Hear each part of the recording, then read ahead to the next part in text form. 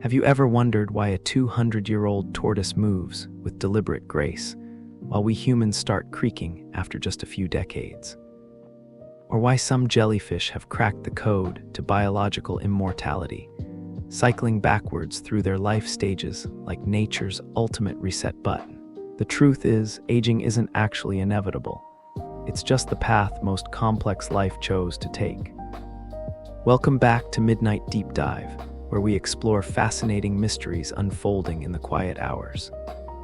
Tonight, we're diving deep into one of life's greatest puzzles: why we age, whether we need to, and what happens when our bodies begin their slow, beautiful transformation through time. What drew you to this video tonight? Let me know in the comments, and don't forget to suggest any topics you'd like to see for future episodes. Now pull that blanket a little closer as we begin our discovery on why aging might actually be evolution's gift rather than its curse. Chapter 1: Biological Foundations. Let's start our journey in the most intimate place possible, inside a single cell of your body. Picture this: at the tip of each chromosome, like the plastic caps on shoelaces, sit these remarkable structures called telomeres. They're made of repetitive DNA sequences that spell out something like a cellular mantra over and over again, thousands of times. These aren't just random letters, they're your cellular timekeepers, quietly counting down with each division your cells make. Every time a cell divides, which happens constantly as your body repairs and maintains itself, these telomeres get a little shorter. Think of them like the wick of a candle, slowly burning down with each use. When they get too short, the cell receives a signal: time to retire. It's not a cruel system, it's actually protective. These shortened telomeres prevent cells from becoming cancerous by limiting how many times they can divide. But it also means that over decades, our tissues gradually lose their ability to repair themselves as efficiently as they once did. But here's where it gets fascinating. Some cells have found a way around this. There's an enzyme called telomerase that can rebuild telomeres, essentially rewinding the cellular clock. Stem cells use this trick, which is why they can keep dividing throughout our lives. Cancer cells unfortunately also hijack this mechanism, which is part of what makes them so persistent. And those immortal jellyfish I mentioned, they've mastered telomerase in ways we're only beginning to understand. Now, while your telomeres are quietly ticking away, another drama unfolds in the powerhouses of your cells, the mitochondria.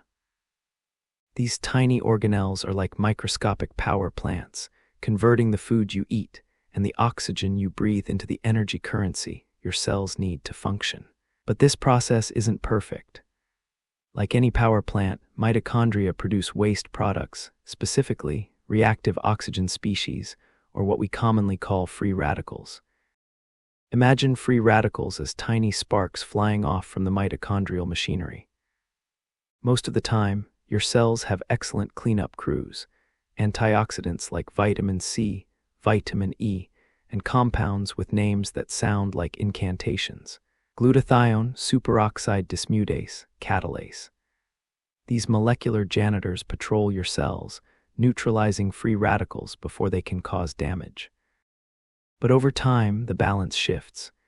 Your mitochondria become a bit less efficient, like aging power plants that start to smoke and sputter. The cleanup crews, despite their best efforts, can't keep up with all the sparks. Free radicals begin to accumulate, damaging cellular structures like DNA, proteins, and the delicate membranes that hold everything together.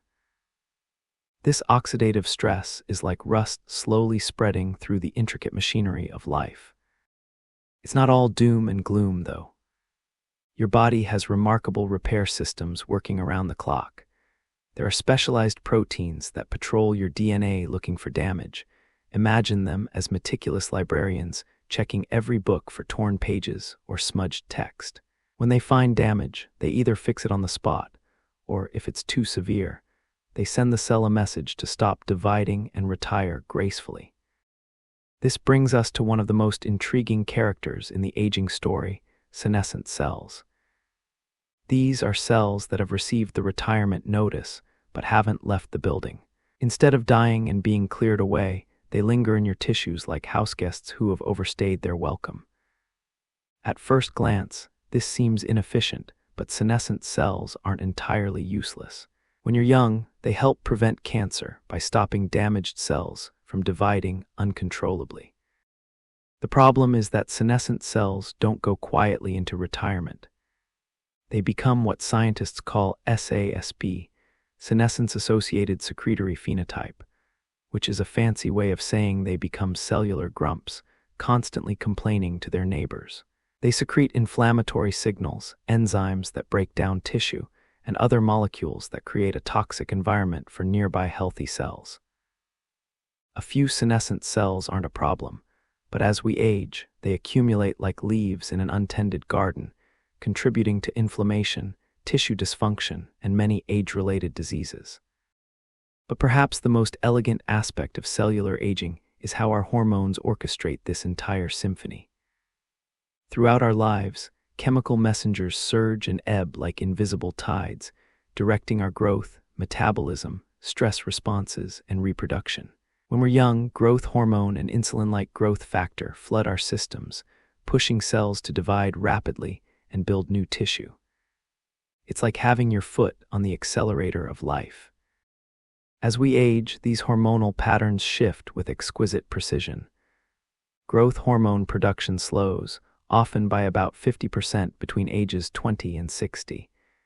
This isn't a malfunction, it's a feature. High levels of growth-promoting hormones in later life would increase cancer risk and might actually shorten lifespan. Instead, our bodies gradually ease off the accelerator, trading rapid growth and repair for better long-term stability. Sex hormones tell perhaps the most poignant story of hormonal aging. For women, the dramatic drop in estrogen during menopause marks not just the end of fertility, but a complete reorganization of cellular priorities. Estrogen isn't just about reproduction. It protects bone density, supports cardiovascular health, and influences brain function. When it declines, a woman's body must adapt to an entirely new hormonal landscape. For men, the change is more gradual but equally significant. Testosterone levels typically decline by about 1% per year after age 30, affecting not just reproductive function, but muscle mass, bone density, and even cognitive performance. It's like a slow-motion sunset that unfolds over decades. Yet here's the remarkable thing: despite these changes, our bodies maintain an incredible ability to adapt. Older adults often develop what researchers call compensation strategies.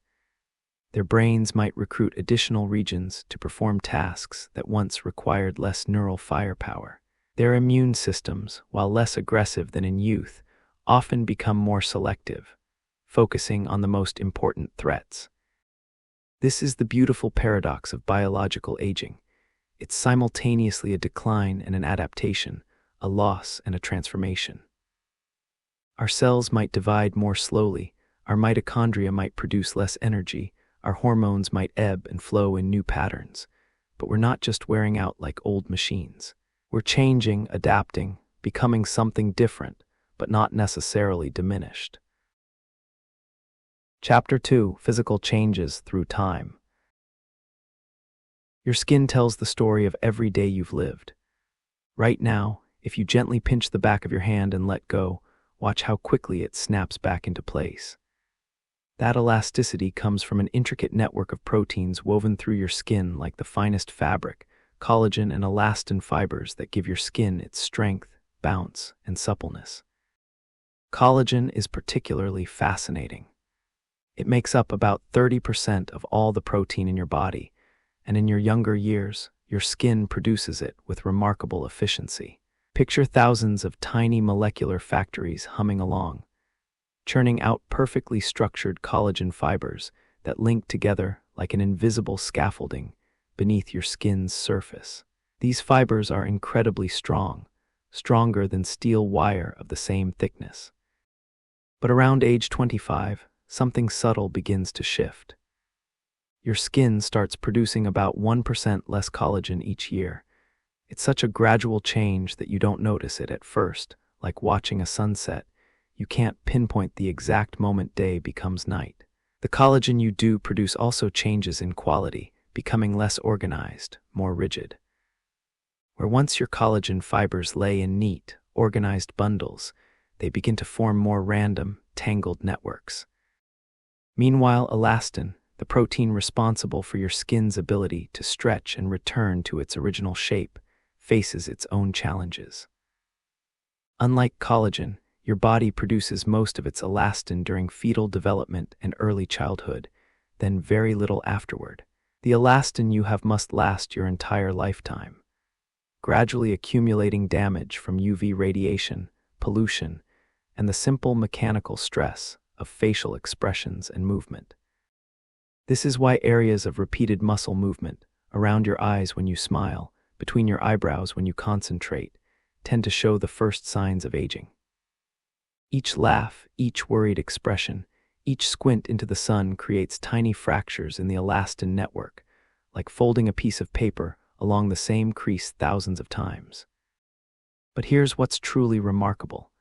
Your skin continues to renew itself throughout your entire life. The outermost layer of your skin, the epidermis, completely replaces itself about every 28 days when you're young, slowing to about every 4 to 50 days as you age. That means the skin you're touching right now is entirely different from the skin you had a month ago. You're literally shedding and rebuilding yourself continuously. As this renewal process slows, dead skin cells tend to accumulate on the surface, making skin appear duller and rougher. The deeper layers of skin also become thinner, losing some of the fat padding that gives youthful skin its plump, smooth appearance. Blood vessels in the skin become more fragile and visible, and the oil glands that keep skin moisturized become less active.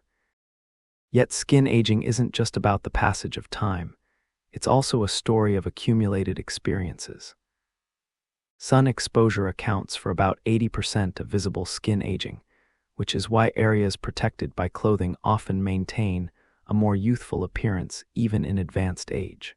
Every sunbeam that touched your skin left microscopic changes, breaking down collagen fibers and damaging the DNA in skin cells. Moving deeper into your body, your bones are engaged in their own fascinating dance with time. Contrary to what many people think, bones aren't static structures. They're dynamic, living tissues in constant flux. Throughout your life, specialized cells called osteoclasts break down old bone tissue, while osteoblasts build new bone to replace it. This process, called remodeling, completely rebuilds your skeleton about every 10 years. In your youth, the builders work faster than the demolition crew. Your bones grow denser and stronger through your 20s, reaching peak bone mass around age 30. This is like making deposits in a bone bank. The more you accumulate during these peak years, the more you'll have to draw from later. After 30, the balance gradually shifts. The demolition crew doesn't slow down much, but the builders become less enthusiastic about their work. Women face an additional challenge. The dramatic drop in estrogen during menopause accelerates bone loss, sometimes by as much as 3–5% per year in the first few years after menopause. Estrogen is like a supervisor that keeps the demolition crew from getting too aggressive. Without it, bone breakdown can outpace bone building significantly. This is why bones can become more porous and fragile with age, like the inside of a honeycomb becoming more airy. But bones are remarkably adaptable.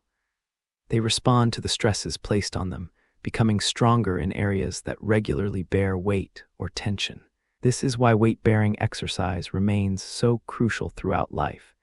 It literally tells your bones to stay strong. Your joints tell their own story of accumulated use and adaptation. Cartilage, that smooth, rubbery tissue that cushions the ends of your bones, faces unique challenges as you age. Unlike most tissues in your body, cartilage has no blood supply. It receives nutrients through a process called diffusion, where movement squeezes nutrients in and waste products out, like water flowing through a sponge. This means cartilage repair happens very slowly. The cartilage in your knees today contains proteins that may have been made when you were a teenager. Over decades of use, this cartilage can develop small tears, roughened surfaces, and areas of thinning. The smooth, gliding surfaces that allow effortless movement can become more like sandpaper rubbing against sandpaper. Yet many people maintain remarkably healthy joints well into their later years. The key seems to be regular, gentle movement that keeps the nutrient exchange process working efficiently, combined with maintaining strong muscles around the joints to provide stability and support. Speaking of muscles, they undergo perhaps some of the most noticeable changes with aging. Starting around age 30, you lose about 3–8% of your muscle mass per decade, with the rate accelerating after age 60. This process, called sarcopenia, affects both the size and number of muscle fibers, particularly the fast-twitch fibers responsible for power and quick movements. But muscle loss isn't inevitable or irreversible. Muscles retain a remarkable capacity to grow and strengthen throughout life in response to resistance training. Studies have shown that people in their 80s and 90s can still build significant muscle mass and strength with appropriate exercise. Your muscles are like employees who are always ready to rise to meet new challenges. They just need to know what's expected of them. Your senses also undergo fascinating transformations with age, each following its own timeline and pattern. Your eyes, those windows through which you perceive the world, begin showing subtle changes as early as your 40s. The lens of your eye, which changes shape to focus on objects at different distances, gradually becomes less flexible. This is why many people need reading glasses around middle age, not because their eyes are wearing out, but because the lens has become too rigid to easily focus on close objects. The pupils also become smaller and less responsive to changes in light, which is why older adults often need brighter lighting to see clearly and may have more difficulty with night vision.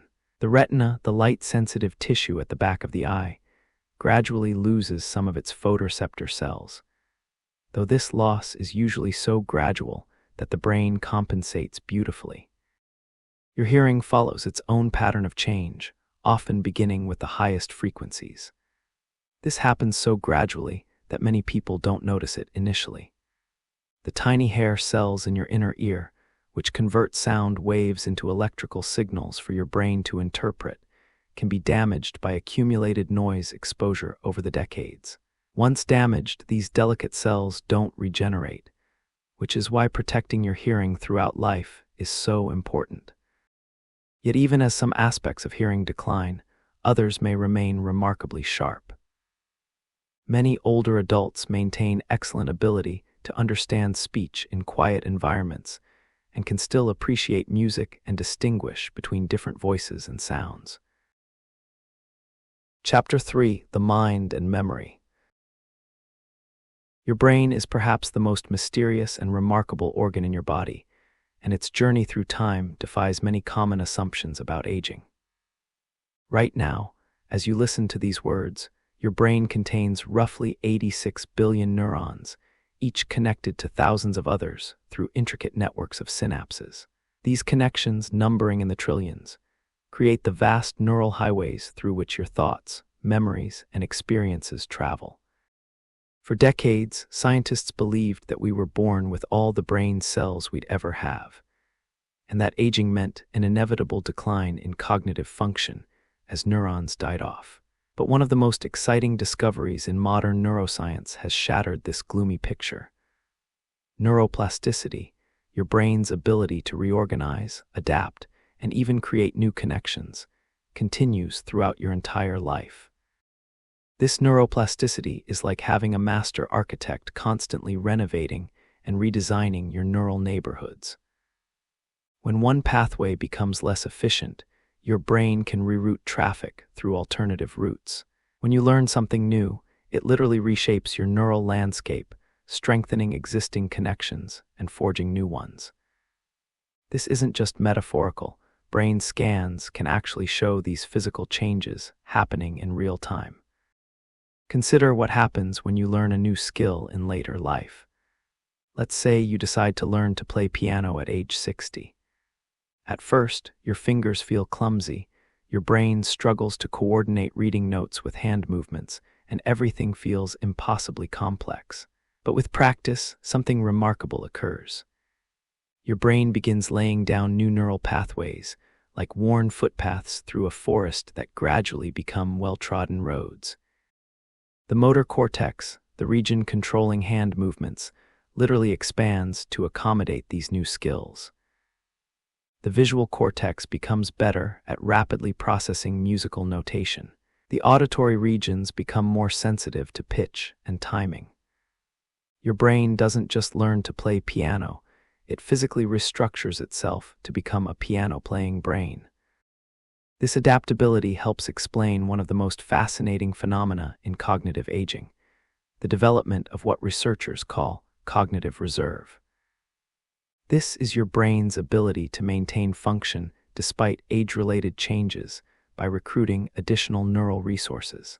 Imagine you're driving to a familiar destination and find that your usual route is blocked by construction. If you know the area well, you can take alternative routes to reach the same destination. Cognitive reserve works similarly. When one neural pathway becomes less efficient, a well-connected brain can find alternate routes to accomplish the same mental tasks. People who remain mentally active throughout their lives, reading, learning new skills, engaging in complex problem-solving, tend to develop more robust cognitive reserve. Their brains become like well-connected cities with multiple routes between destinations, making them more resilient to age-related changes. But let's talk about memory, because this is where aging becomes particularly nuanced. Memory isn't a single entity, it's more like a complex filing system with different types of information stored and retrieved through different mechanisms. Working memory, your ability to hold and manipulate information briefly, like remembering a phone number long enough to dial it, does show some decline with age, particularly after 70. However, other types of memory can remain remarkably stable or even improve. Semantic memory, your knowledge of facts, concepts, and general information about the world, typically continues to grow throughout life. This is why older adults often excel at crossword puzzles, trivia games, and other activities that draw on accumulated knowledge. Episodic memory, your recollection of specific personal experiences, follows its own interesting pattern. While older adults might have more difficulty remembering what they had for breakfast yesterday, they often retain vivid, detailed memories of events from decades past. There's something poetic about how the mind seems to polish and preserve the memories that matter most, while letting the mundane details of daily life fade. The phenomenon of tip-of-the-tongue experiences, when you know something but can't quite retrieve it, actually becomes more common with age, but it's not necessarily a sign of memory failure. Often it reflects the sheer volume of information accumulated over a lifetime. Your brain contains so much knowledge that sometimes the search and retrieval process takes a bit longer, like finding a specific book in a vast library. One of the most beautiful aspects of the aging brain is its shift from speed to wisdom. Young brains excel at rapid processing, quick reflexes, and the ability to juggle multiple streams of information simultaneously. It's like having a high-performance sports car, fast, responsive, but sometimes prone to making quick decisions without considering all the variables. Aging brains trade some of this raw processing speed for something more valuable, crystallized intelligence. This includes accumulated knowledge, refined judgment, and the ability to see patterns and connections that might escape younger minds. It's the difference between being able to quickly look up facts and having the wisdom to know which facts are worth knowing. This is why many fields value older workers for their judgment, perspective, and ability to mentor younger colleagues. The brain of an experienced teacher, doctor, judge, or craftsperson contains not just information, but wisdom, the hard-won understanding of how knowledge applies to real-world situations. Sleep, that mysterious daily retreat into unconsciousness, also changes its patterns as we age, and these changes profoundly affect our cognitive function. Young adults typically need about 7 to 9 hours of sleep and can fall into deep sleep stages relatively easily. This deep sleep is crucial for memory consolidation. It's when your brain transfers important information from temporary storage to long-term memory banks and clears out the metabolic waste that accumulates during waking hours. As we age, our sleep architecture shifts. We tend to spend less time in the deepest stages of sleep and more time in lighter stages. We might wake up more frequently during the night and feel less refreshed in the morning. This isn't necessarily a problem. It might simply reflect changing sleep needs, but it can affect memory formation and cognitive performance. The timing of sleep also shifts with age. Many older adults naturally become morning larks, feeling most alert and energetic in the early hours and becoming sleepy earlier in the evening. This change is driven by alterations in circadian rhythms, your body's internal clock, which tends to advance with age. It's as if your internal timekeeper gradually shifts to an earlier schedule. Yet despite these changes, the aging brain retains remarkable capacities for growth, learning, and adaptation. Older adults who stay mentally active, maintain social connections, and continue to challenge themselves with new experiences can maintain cognitive function well into their later decades. Some even experience what researchers call successful aging, maintaining cognitive abilities that rival those of much younger individuals. The key insight is that your brain is not a machine that inevitably wears out, but a living, adaptive organ that continues to grow and change throughout your life. Every new experience, every skill you learn, every problem you solve contributes to the ongoing renovation of your neural architecture. The aging brain might process information differently than a young brain, but different doesn't mean worse. It often means wiser, more nuanced, and more capable of seeing the bigger picture. Chapter 4: Cultural and Historical Perspectives. Aging hasn't always meant the same thing across cultures and centuries. The way we think about growing older, what it means, when it begins, and how it should be experienced, is as much a cultural creation as it is a biological reality. Throughout history and around the world, societies have painted vastly different portraits of what it means to accumulate years.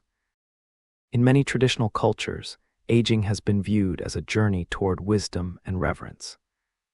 In ancient China, Confucian philosophy elevated elders to positions of supreme respect, seeing them as living libraries of knowledge and experience. The concept of filial piety, deep respect, and care for one's parents and ancestors made caring for aging family members not just a duty, but a path to moral cultivation. Gray hair wasn't a sign of decline. It was a crown of honor.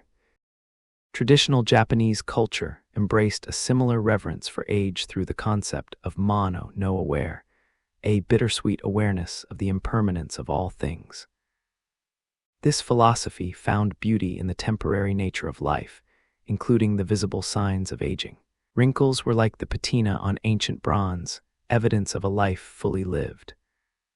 The cherry blossoms that bloom brilliantly and then fall were metaphors for human life, beautiful precisely because they are fleeting. Many indigenous cultures around the world have traditionally viewed elders as bridges between the physical and spiritual worlds. Grandmothers and grandfathers weren't just family members. They were repositories of oral history, keepers of traditional knowledge, and spiritual guides for younger generations. The Mosque of East Africa have a saying, "When an old man dies, a library burns to the ground." In these societies, reaching old age wasn't about decline, it was about becoming a living treasure. But not all historical periods have been kind to the aging. In ancient Sparta, with its relentless focus on physical strength and military prowess, growing old could be a liability. The elderly who could no longer contribute to the warrior culture found themselves marginalized. Some ancient societies practiced forms of senecide, abandoning or killing elders when resources became scarce or when they were perceived as burdens.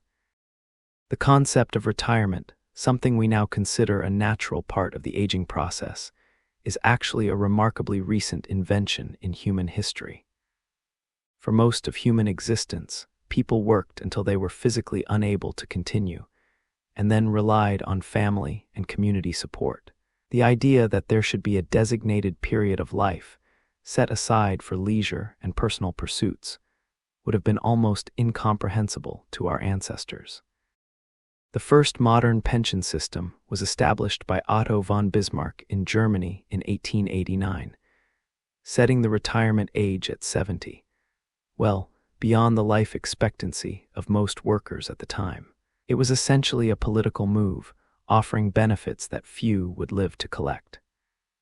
The retirement age was later lowered to 65, which became the global standard, even though life expectancies have increased dramatically since then. The 20th century brought a revolution in how we think about aging. The development of social security systems, pension plans, and age-segregated communities created new categories of life that hadn't existed before. Retirement, senior citizens, golden years. These weren't just policy changes, they were the invention of entire new life stages. This shift coincided with rapid technological and social changes that began to value youth over experience. In agricultural societies, older workers possessed irreplaceable knowledge about seasons, weather patterns, and time-tested techniques. But in rapidly industrializing societies, this accumulated knowledge could become obsolete within a generation. Suddenly, young workers trained in the latest technologies might be more valuable than experienced elders. The youth culture of the 1960s further transformed attitudes toward aging in Western societies. "Don't trust anyone over 30" wasn't just a slogan. It reflected a broader cultural shift that equated youth with innovation, authenticity, and relevance. Aging began to be seen less as a natural progression, and more as something to be fought against, delayed, or hidden. This gave birth to the modern anti-aging industry, which treats the signs of aging as problems to be solved rather than natural developments to be accepted. The global market for anti-aging products now exceeds $60 billion annually, reflecting our culture's complex relationship with growing older. Yet even within Western societies, attitudes toward aging vary significantly. Mediterranean cultures often maintain stronger traditions of multi-generational living and elder respect. In Italy, Spain, and Greece, grandparents frequently play active roles in raising grandchildren and remain integrated into daily family life, well into advanced age. The concept of warehousing elders in age-segregated facilities remains less common in these cultures. Scandinavian countries have developed models of aging that emphasize independence and quality of life. Denmark's concept of hygge, cozy contentment, extends to how they think about aging. Rather than seeing later life as a time of decline, Danish culture embraces it as an opportunity for comfort, reflection, and enjoying simple pleasures. Their approach to elder care emphasizes maintaining dignity and autonomy rather than simply providing medical care. Asian societies are currently experiencing a fascinating tension between traditional reverence for elders and modern economic pressures. Rapid industrialization and urbanization have disrupted traditional family structures, making it more difficult to care for aging parents in the traditional manner. Countries like Japan and South Korea are grappling with rapidly aging populations and shrinking birth rates, forcing them to reimagine what aging means in the 21st century. Language itself reveals cultural attitudes toward aging. English has relatively few positive terms for older people: senior, elderly, aged, and many carry subtle connotations of decline or irrelevance. In contrast, many languages have rich vocabularies for describing the different stages and aspects of later life. Korean has specific terms for different types of older adults that carry respect and acknowledge their continued vitality. The concept of successful aging, maintaining physical health, cognitive function, and active engagement with life, represents a modern Western attempt to reframe the aging process positively. But this concept has its critics, who argue that it creates new pressures and expectations that can make aging feel like a performance that can be failed. Some contemporary thinkers advocate for what they call aging gracefully, accepting the changes that come with time while maintaining dignity and purpose. This approach draws from various cultural traditions while acknowledging modern realities. It's less about fighting aging and more about navigating it with wisdom and acceptance. Indigenous wisdom traditions often speak of life as circular rather than linear, not a journey toward decline, but a spiral that brings you back to earlier stages with the addition of accumulated wisdom. In this view, elders return to a state of wonder and dependency similar to childhood, but enriched by decades of experience. Perhaps most importantly, different cultures have varying definitions of when old age actually begins. In societies where life expectancy is shorter, middle age might begin in the 30s and old age in the 50s. In societies with longer lifespans, these categories shift accordingly. Someone who is considered elderly in one culture might be considered middle-aged in another. Chapter 5: The Science of Longevity. In the mountains of Sardinia, something extraordinary is happening. In the villages scattered across this Italian island's rugged landscape, people routinely live to 100 and beyond, not just surviving to these advanced ages, but thriving, tending gardens, walking mountain paths, and sharing meals with great-great-grandchildren. This isn't a medical miracle or genetic accident. It's one of 5 places on Earth where longevity seems to be woven into the fabric of daily life. These places, dubbed blue zones by researcher Dan Buettner, offer us a glimpse into what human longevity might look like under ideal conditions. Beyond Sardinia, they include Okinawa in Japan, where women live longer than anywhere else on Earth, Nicoya Peninsula in Costa Rica, where men reach age 90 at twice the rate of American men, Loma Linda, California, home to a community of Seventh-day Adventists who often outlive their neighbors by a decade, and Icaria, Greece, a small island where people seem to forget to die. What's remarkable about these blue zones isn't just the numbers, though they are impressive. It's the quality of life maintained at advanced ages. Centenarians in these regions don't spend their final decades in nursing homes or battling multiple chronic diseases.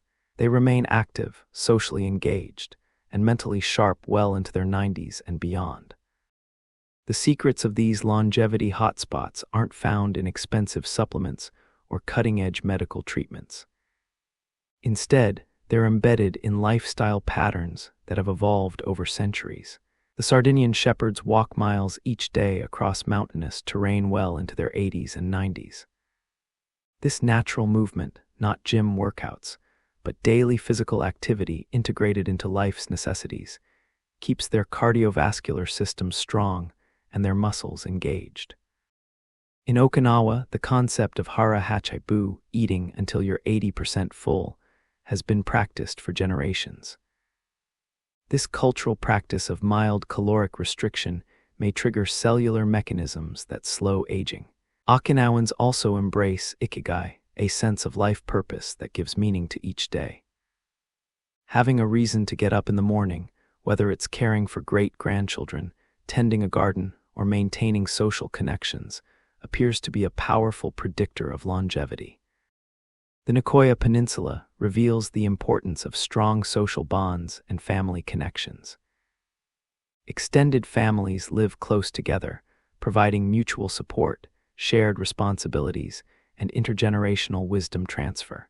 The stress buffering effects of these social networks may be as important for longevity as any physical health practice.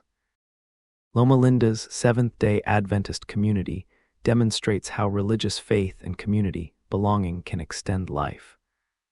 But it's not just spiritual factors.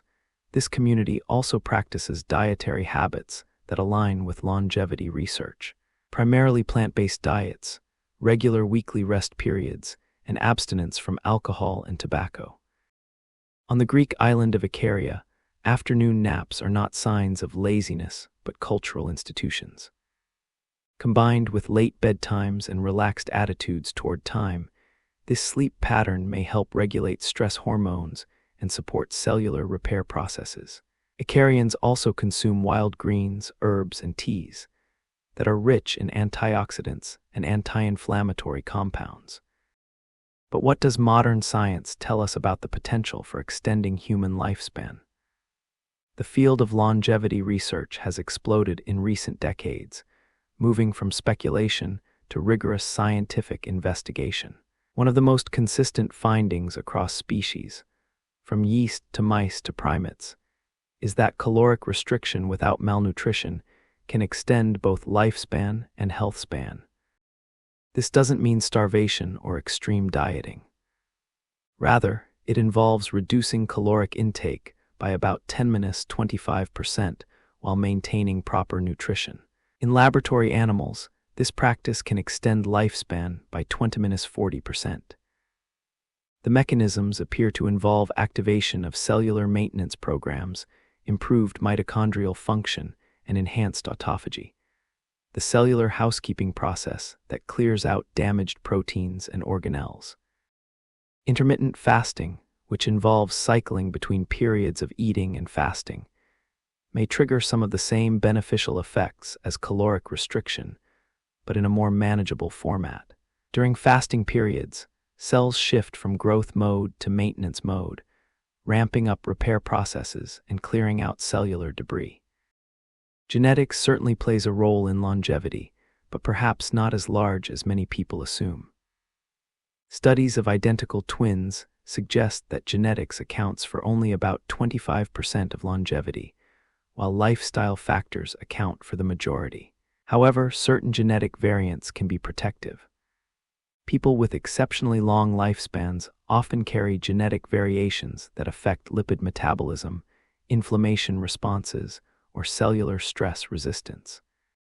The FOXO3 gene, found in many centenarians, appears to enhance cellular stress resistance and DNA repair. The APOE gene affects cardiovascular health and dementia risk. Some people carry genetic variants that make them more efficient at clearing cellular waste or more resistant to age-related diseases. But perhaps the most exciting frontier in longevity research involves understanding the fundamental mechanisms of aging at the cellular and molecular level. Scientists have identified several hallmarks of aging, common processes that drive aging across different species and tissues. One promising avenue involves targeting senescent cells, those retired cells we discussed earlier that secrete harmful substances. Drugs called senolytics can selectively eliminate these cells, potentially slowing aging and preventing age-related diseases. In laboratory animals, senolytic treatments have been shown to extend health span and, in some cases, lifespan. Another approach focuses on NAD+, nicotinamide adenine dinucleotide, a crucial molecule involved in cellular energy production and DNA repair. NAD+ levels decline with age, and boosting them through supplementation or lifestyle interventions might slow certain aspects of aging. Early studies are promising, though more research is needed to understand optimal approaches. Stem cell therapies represent another frontier. As we age, our stem cells, the master cells capable of becoming many different cell types, become less effective at repairing and replacing damaged tissues. Treatments that rejuvenate stem cells or replace them with younger versions might help maintain tissue function throughout life. The concept of biological age versus chronological age has become increasingly important in longevity research. Two people born on the same day might have very different biological ages based on the condition of their cells, tissues, and organ systems. Scientists are developing biological age clocks that measure markers like DNA methylation patterns, telomere length, and protein levels to assess how fast someone is aging at the molecular level. These measurements suggest that aging rates are more variable than previously thought. Some people age slowly, accumulating damage and dysfunction at a gradual pace. Others age more rapidly, experiencing accelerated decline in multiple body systems. Understanding these differences could help identify people at risk for age-related diseases and guide personalized interventions. The goal isn't necessarily to extend maximum human lifespan, though that may happen as a side effect. Instead, most longevity researchers focus on extending health span, the period of life spent in good health, free from chronic disease and functional decline. The ideal scenario isn't living to 120 with decades of disability, but maintaining vitality and independence well into our 80s, 90s, and beyond. This brings us to one of the most intriguing questions in longevity research. Is there a maximum human lifespan? The oldest verified human ever was Jean Calment of France, who died in 1997 at age 122. Some researchers believe this represents close to the upper limit of human longevity, while others argue that, with advances in medical technology and better understanding of aging mechanisms, we might push beyond these boundaries. What's particularly fascinating is that maximum lifespan appears to be species-specific and remarkably consistent. Mice live about 2-3 years, dogs 10-15 years, humans around 120 years maximum. This suggests that longevity is programmed into our biology at a fundamental level, though the programming might be modifiable through intervention. The relationship between genetics and environment in longevity is beautifully illustrated by studies of immigrant populations. When people move from countries with shorter life expectancies to countries with longer ones, their longevity often shifts toward that of their new home, sometimes within a single generation. This suggests that while genetics set the stage, environmental and lifestyle factors largely determine how the story unfolds. Perhaps most importantly, longevity research is revealing that aging isn't an inevitable, uniform process of decline. Instead, it's a malleable biological process that responds to intervention. The choices we make throughout our lives, what we eat, how we move, how we manage stress, how we connect with others, aren't just affecting our health today, but are literally programming our cellular aging processes for decades to come. Chapter 6: Modern Aging Research. In laboratories around the world, scientists are conducting experiments that would have seemed like science fiction just decades ago. They're reprogramming old cells to behave like young ones, using genetic engineering to extend the lifespans of laboratory animals by 50% or more, and developing drugs that can selectively eliminate the cellular troublemakers that accumulate with age. This is the cutting edge of aging research, where the boundary between natural aging and medical intervention is being redrawn almost daily. The field has evolved from simply studying aging to actively working to slow, stop, or even reverse it. The implications are profound, not just for individual health, but for how we organize society around different life stages. One of the most exciting developments is the discovery of cellular reprogramming. In 2006, Japanese scientist Shinya Yamanaka showed that adult cells could be reprogrammed back to an embryonic-like state using just 4 genetic factors, now known as Yamanaka factors. This breakthrough earned him a Nobel Prize and opened entirely new possibilities for aging research. Researchers found that partial reprogramming, applying these factors briefly rather than completely, could rejuvenate old cells without erasing their identity. Imagine being able to dial back the cellular clock without losing the specialized functions that make each cell type unique. In laboratory studies, this approach has restored youthful function to aged tissues in the eye, brain, muscle, and other organs. The first human trials of reprogramming therapies are already underway. A company called Ajax Therapeutics is testing treatments for age-related vision loss using reprogrammed cells. While it's too early to know the results, the fact that such trials are happening at all represents a remarkable shift in how we think about aging. Another frontier involves understanding and manipulating the epigenome, the chemical modifications that control which genes are turned on or off without changing the DNA sequence itself.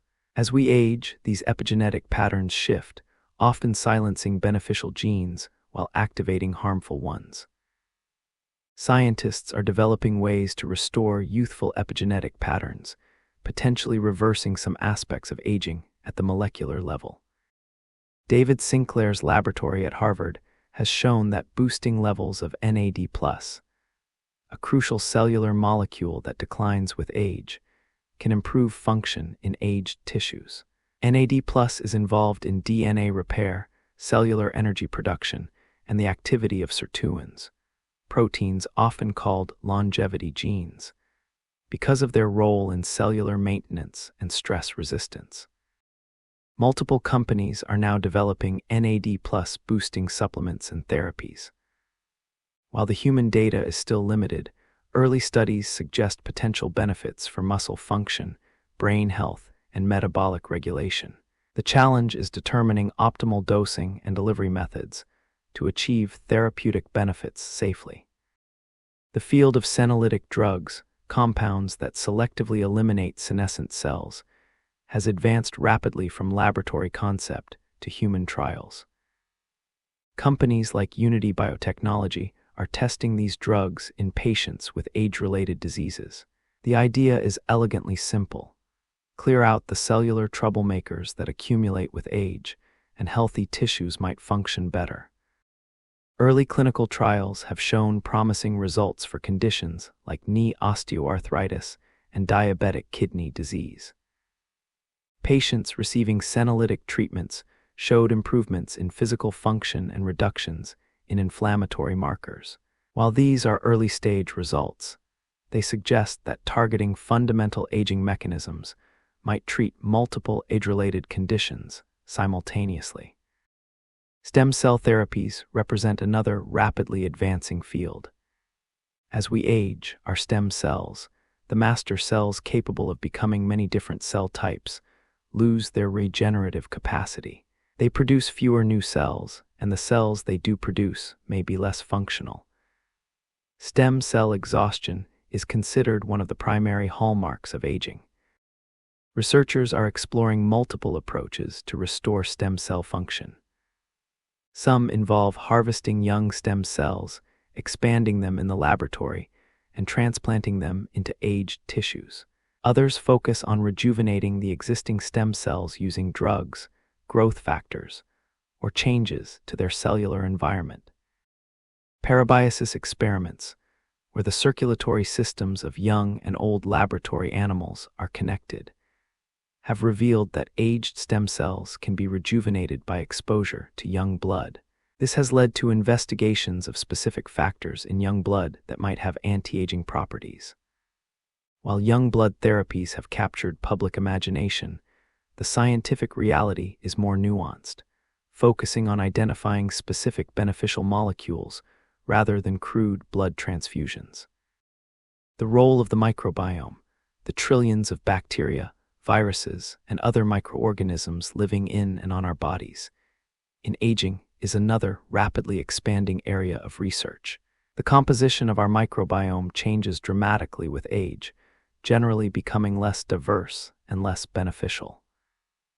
This shift may contribute to inflammation, immune dysfunction, and various age-related diseases. Researchers are investigating whether restoring a more youthful microbiome composition could slow aging. This might involve targeted probiotics, fecal microbiome transplantation, or dietary interventions designed to promote beneficial bacterial growth. The gut-brain axis, the communication pathway between intestinal bacteria and the nervous system, may be particularly important for maintaining cognitive function with age. Artificial intelligence is revolutionizing aging research by helping scientists analyze vast amounts of biological data to identify patterns and potential interventions. Machine learning algorithms can process genetic, proteomic, and metabolomic data from thousands of individuals to identify biomarkers of aging and predict responses to different treatments. AI is also accelerating drug discovery for age-related diseases. Traditional drug development can take 20 years and cost billions of dollars. AI-assisted approaches can rapidly screen millions of potential compounds, identify promising candidates, and predict their effects on biological systems, potentially reducing development times and costs dramatically. Wearable technology and continuous health monitoring are creating unprecedented opportunities to track aging in real time. Devices that monitor heart rate variability, sleep patterns, physical activity, and other biomarkers can provide detailed pictures of how individuals are aging at the physiological level.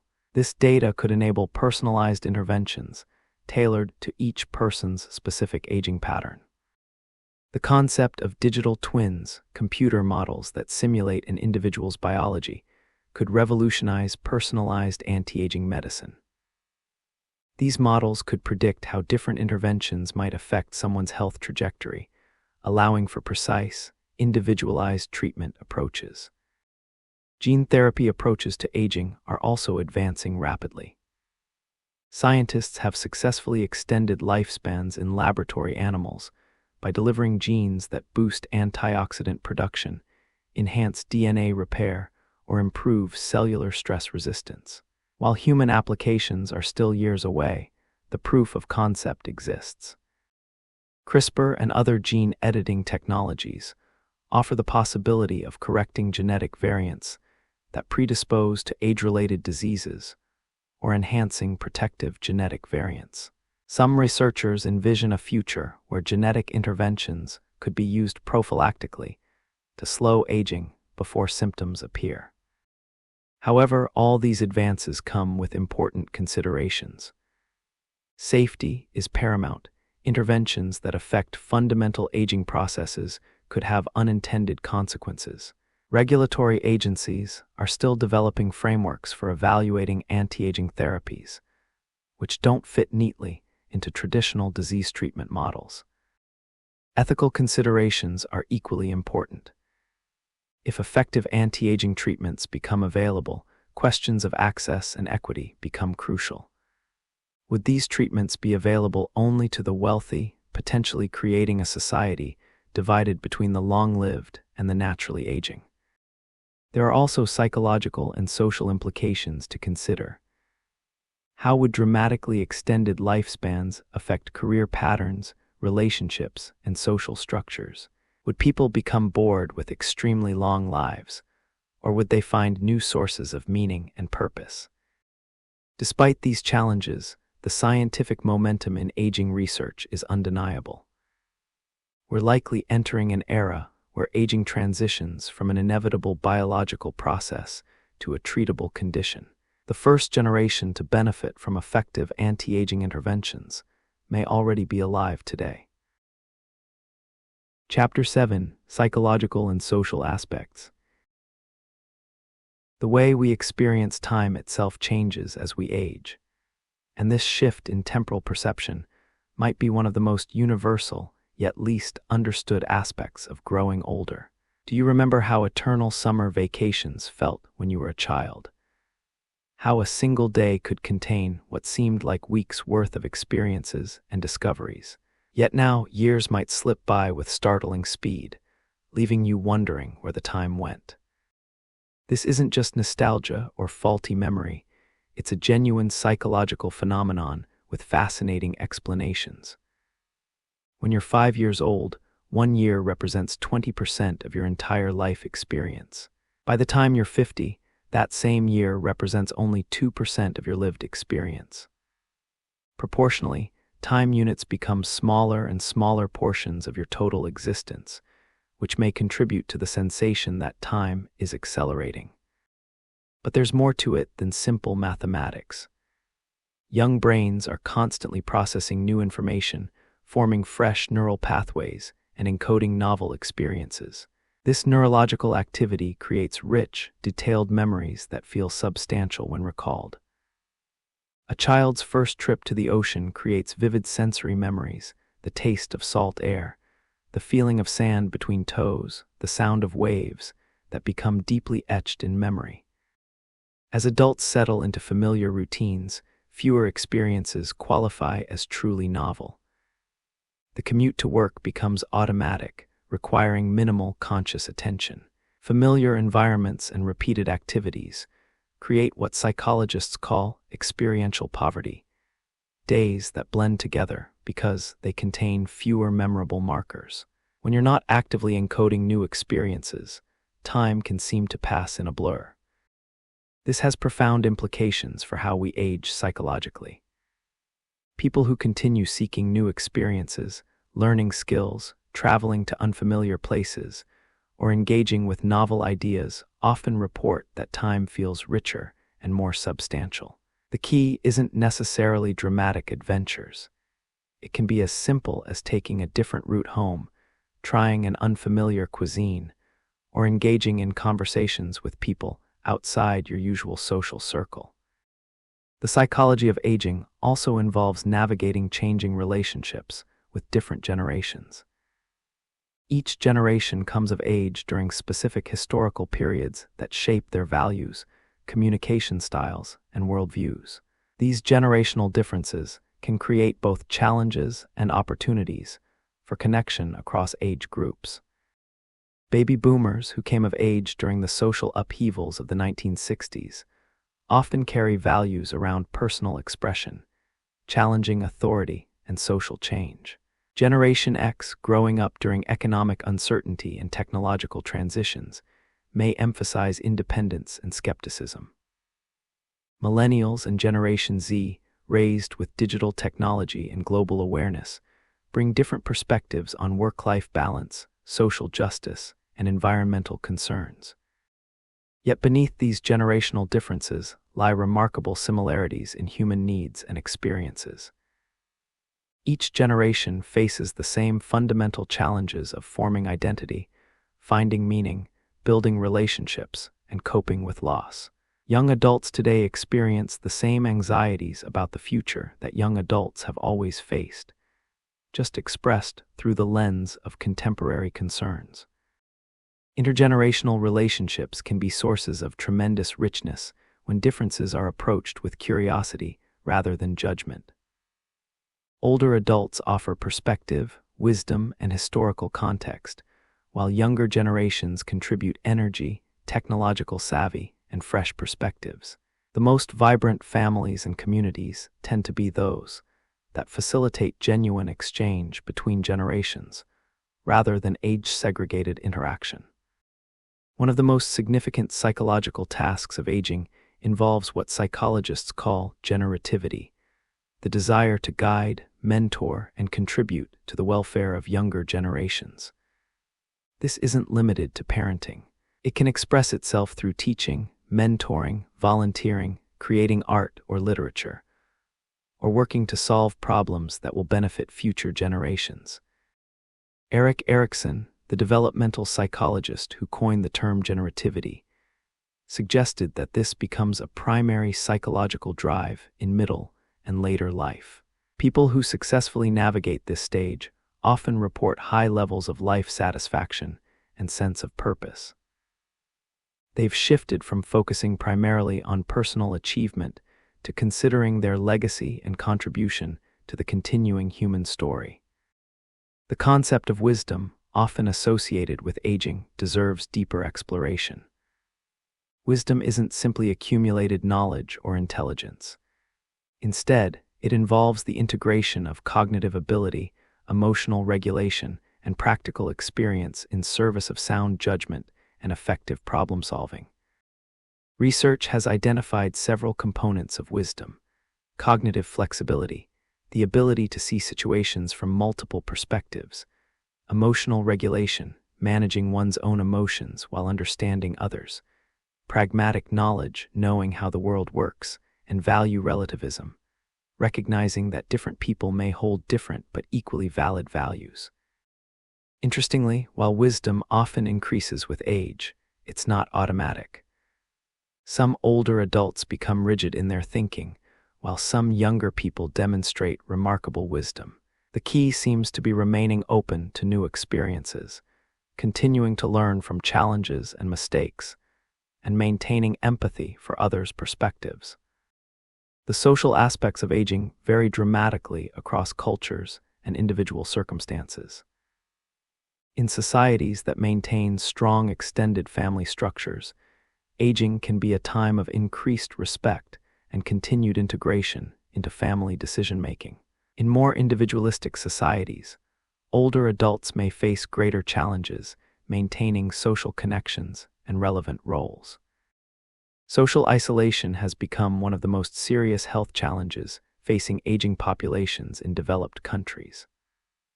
Loneliness isn't just emotionally painful, it has measurable effects on physical health, increasing inflammation, weakening immune function, and raising risks for cardiovascular disease, cognitive decline, and early death. Some researchers suggest that loneliness has health effects equivalent to smoking 15 cigarettes per day. Yet social connection isn't just about quantity, it's about quality. A few close, meaningful relationships may be more beneficial than many superficial social contacts. Older adults often engage in what researchers call socio-emotional selectivity, becoming more choosy about their social interactions and prioritizing relationships that provide emotional satisfaction rather than simply social stimulation. This selectivity can be adaptive, allowing older adults to focus their limited energy on the relationships that matter most. However, it can also lead to shrinking social networks if not balanced with efforts to maintain and build new connections. The experience of loss becomes more frequent with aging: loss of friends, family members, physical abilities, roles, and independence. How individuals cope with these losses significantly affects their psychological well-being. Some people develop remarkable resilience, finding ways to adapt and discover new sources of meaning and connection. Others may struggle with prolonged grief or depression. Successful aging, from a psychological perspective, often involves what researchers call selective optimization with compensation. This means focusing energy on the most important activities, selection, working to maintain high performance in these areas, optimization, and developing strategies to work around limitations, compensation. A classical musician whose fingers become less nimble might focus on fewer, more meaningful pieces, selection, practice more intensively to maintain skill, optimization, and adjust playing techniques to accommodate physical changes, compensation. This approach allows for continued engagement and mastery despite age-related changes. The relationship with mortality also evolves throughout the aging process. Young adults often live with a sense of unlimited time, making decisions as if they'll live forever. As people age, awareness of mortality can initially create anxiety and regret. However, many older adults report that accepting the finite nature of life actually enhances its meaning and helps prioritize what truly matters. This phenomenon, called mortality salience, can lead to what researchers term socio-emotional selectivity theory. As time horizons shrink, people become more focused on emotionally meaningful goals rather than future-oriented objectives. Instead of networking for career advancement, they prioritize deepening existing relationships. Instead of learning for future utility, they pursue knowledge that provides immediate satisfaction or meaning. The concept of successful aging has evolved beyond simply avoiding disease to encompass maintaining engagement with life, continuing personal growth, and finding meaning and purpose. This broader definition recognizes that aging can involve positive changes, increased emotional regulation, deeper relationships, clearer priorities, and hard-won wisdom. Perhaps most importantly, the psychological experience of aging is highly individual. While certain patterns are common, each person's journey through later life is shaped by their unique combination of genetics, life experiences, relationships, health status, and personal choices. The most successful approaches to aging are those that honor this individuality while providing support, opportunities for continued growth, and recognition of the valuable contributions that people of all ages can make to their communities. Chapter 8: Practical Wisdom. As we've journeyed through the biological, cultural, and psychological landscapes of aging, we arrive at perhaps the most immediately useful territory: the practical strategies that can influence how we age. This isn't about chasing the fountain of youth or fighting the inevitable passage of time. Instead, it's about understanding how our daily choices, what we eat, how we move, how we think, and how we connect, can shape our aging trajectory. Nutrition through the decades is less about following rigid dietary rules and more about understanding how our bodies' needs shift like the changing seasons. In our younger years, our bodies are like hungry construction sites, demanding plenty of calories to fuel growth and development. Metabolic rates run high, and we can often get away with nutritional choices that might not serve us as well later in life. As we move into our 30s and 40s, our metabolic rate begins its gradual decline, roughly 1–2% per decade. This isn't a malfunction.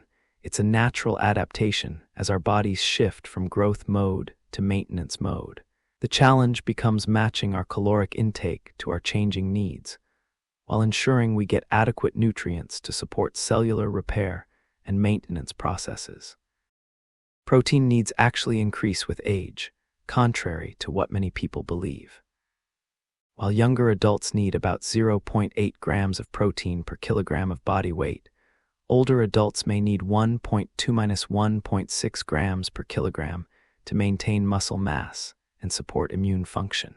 This is because aging muscles become less efficient at using dietary protein, requiring more raw material to maintain the same level of function. The quality of protein matters too. Complete proteins, those containing all essential amino acids, become particularly important. This doesn't mean you must eat meat. Combinations of plant proteins, such as rice and beans, can provide complete amino acid profiles. The timing of protein intake may also be crucial, with research suggesting that distributing protein throughout the day, rather than consuming it all at dinner, may better support muscle maintenance. Calcium and vitamin D requirements increase with age, particularly for women after menopause, when declining estrogen levels affect bone metabolism. But calcium absorption becomes less efficient as we age, meaning we need to be more strategic about how we consume it. Taking calcium with meals improves absorption, and spacing doses throughout the day rather than taking large amounts at once maximizes utilization.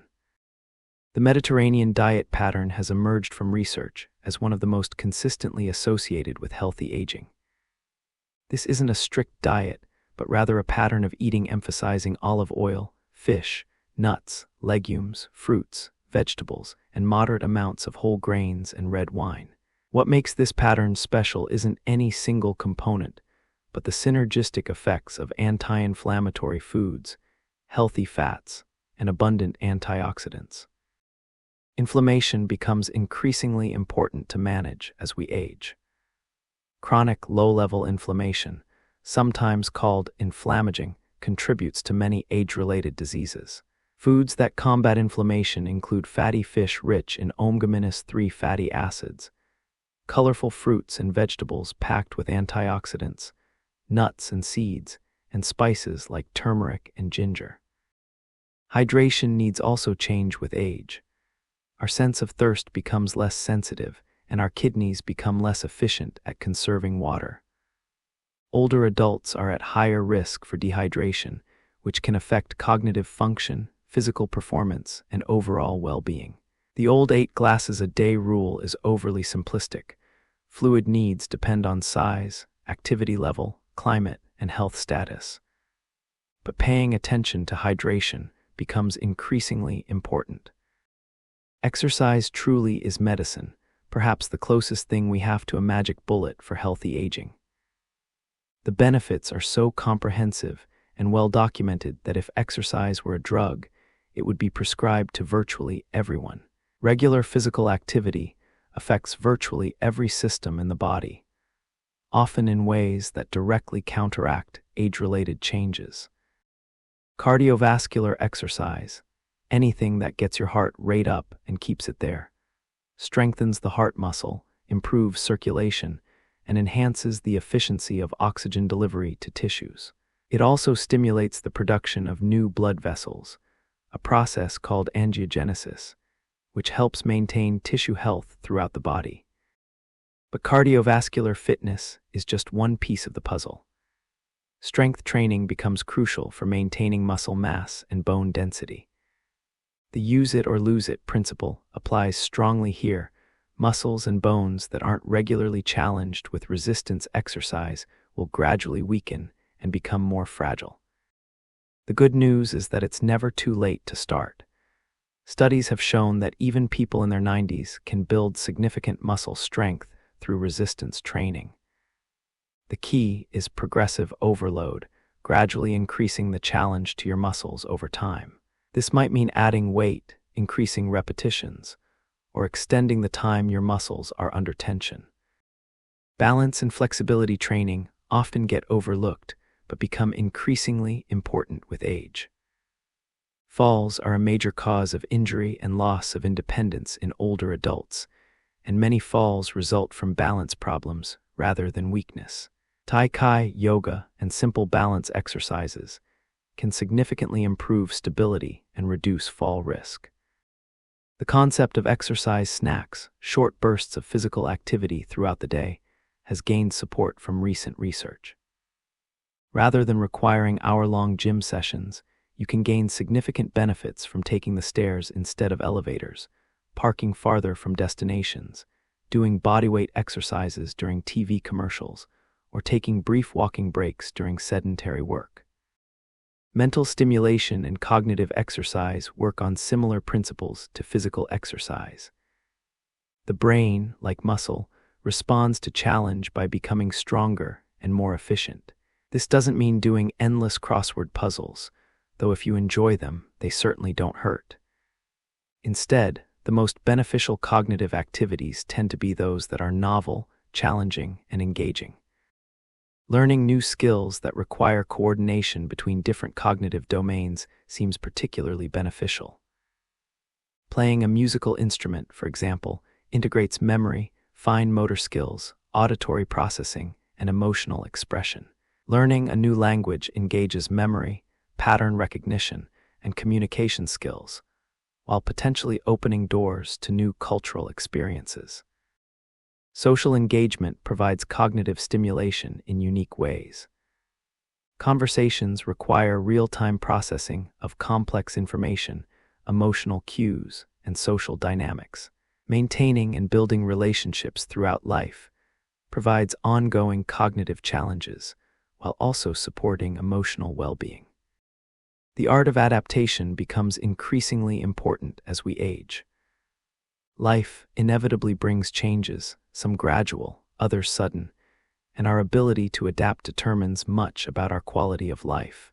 This might mean learning to use new technologies, adjusting to physical limitations, coping with the loss of loved ones, or finding new sources of purpose and meaning. Psychological flexibility, the ability to adjust our thoughts, emotions, and behaviors to changing circumstances, is perhaps the most crucial skill for successful aging. This involves accepting what cannot be changed while focusing energy on what can be influenced. It means being willing to let go of some activities while embracing new possibilities. Sleep quality often changes with age, but poor sleep isn't an inevitable part of aging. Many sleep problems in older adults result from medical conditions, medications, or lifestyle factors that can be addressed. Maintaining good sleep hygiene, regular bedtimes, comfortable sleeping environments, limiting caffeine and screen time before bed becomes increasingly important. Stress management takes on new dimensions as we age. While older adults may face fewer daily hassles than younger people juggling careers and young families, they may deal with different stressors. Health concerns, financial worries, caregiving responsibilities, or loss of loved ones. Developing effective coping strategies, whether through meditation, prayer, counseling, or other approaches, supports both mental and physical health. The importance of purpose and meaning in life cannot be overstated. Research consistently shows that people with a strong sense of purpose live longer, maintain better cognitive function, and report higher life satisfaction. This purpose might come from family relationships, volunteer work, creative pursuits, spiritual practices, or efforts to leave a positive legacy. Preventive healthcare becomes increasingly important with age, but this goes beyond regular medical checkups. It includes staying up to date with recommended screenings, managing chronic conditions proactively, maintaining good oral health, which affects overall health more than many people realize, and being vigilant about medication management as the number of prescriptions often increases with age. Financial planning for aging involves more than saving money. It includes planning for potential care needs, understanding healthcare options, and organizing important documents so that family members can step in if needed. This planning reduces stress and provides peace of mind, while ensuring that preferences are known and respected. Perhaps most importantly, successful aging involves recognizing that it's not about stopping the clock or returning to youth. Instead, it's about aging well, maintaining function, finding joy, staying connected, and continuing to grow as a person throughout all stages of life. The goal isn't to avoid aging, but to age with grace, wisdom, and vitality. Every choice we make, from what we eat for breakfast to how we respond to stress, from whether we take the stairs to how we interact with others, contributes to the ongoing story of our aging. We may not control all the factors that influence how we age, but we have more influence than many people realize over the quality and trajectory of our later years. And so we reach the end of our gentle journey through the intricate world of aging, from the microscopic dance of telomeres and mitochondria to the grand cultural narratives that shape how we understand growing older. We've wandered through blue zones where centenarians tend gardens and share meals, explored laboratories where scientists are rewriting the rules of cellular aging, and discovered that the experience of growing older is as much about wisdom and adaptation as it is about biology. Perhaps the most beautiful revelation is that aging isn't simply about decline, it's about transformation. Our bodies may change, our minds may process information differently, and our priorities may shift, but these changes often bring gifts that youth cannot offer. The hard-won wisdom of experience, the freedom that comes from knowing what truly matters, and the deep satisfaction of a life lived fully. As you drift off to sleep tonight, remember that every day you age is another day you've grown, learned, and added to the rich tapestry of human experience. Sweet dreams, and thank you for joining me on this midnight deep dive into the mystery and wonder of aging. Until our next exploration together, may you age with grace, curiosity, and the quiet confidence that comes from understanding the beautiful complexity of growing older.